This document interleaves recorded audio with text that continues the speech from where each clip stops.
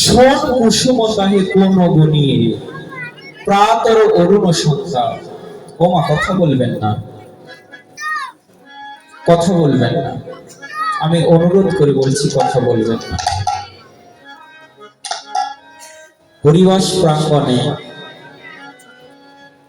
কীর্তন প্রাঙ্গণে, ভাগবত আসরে যারা কথা বলে তাদের কি গতি হয় জানেন?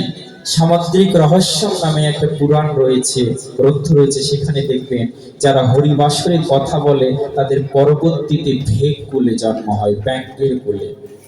ব্যাঙ যেমন ঘ্যাগর ঘ্যাগর করেন না, ভগবান বললেন কি, এই যে হরিবাসর অঙ্গনে এসে ঘ্যাগর ঘ্যাগর করছো, অর্থহীন কথা বলছো, তাহলে তোমার অর্থহীনই বদল হবে। হরিবাসের প্রাঙ্গণে যারা তাম্বুল চর্বণ করে, পান খায়, বলে পরবর্তীতে তারা ছাগল কুলে জন্মায়। ছাগল থেকে জাবর কাটে না, জাবর কুলে।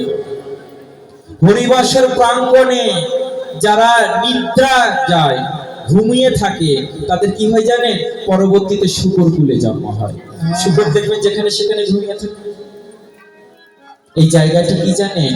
এই জায়গাটা এমন একটা জিনিস, এখান থেকে কিছু নিয়ে যাওয়াও যায়, আবার কিছু খুইয়ে যাওয়াও যায়। এই জায়গাটা এমন, এখান থেকে উপরেও উঠা যায়, আবার নিচেও নামা যায়। দেখবেন 10 তলার বিল্ডিং রয়েছে, বিল্ডিং এর সিঁড়ি থাকে না, সিঁড়ি থাকে না, ওই সিঁড়ি দিয়ে উপরে ওঠা যায়, আবার নিচেও নামা যায়। লক্ষ্য যদি আপনার উপরে থাকে তাহলে উপরে উঠতে পারবে, আর লক্ষ্য যদি নিম্নে থাকে তাহলে নিচে নামবে। তাই এই হরিবাসের প্রাঙ্গণে এসেছেন বাবু সোনার মতন, চুপটি করে বসে হরি কথা শ্রবণ করবেন আর লীলা স্মরণ করবেন, তাহলেই ঊর্ধ্বমুখে উঠতে পারবেন। আর এখানে এসে যদি সংসারের কথা বলেন তাহলে ওই যে গেল, তার আসা যাওয়ায় সার হয়ে যায়। কি বলছেন?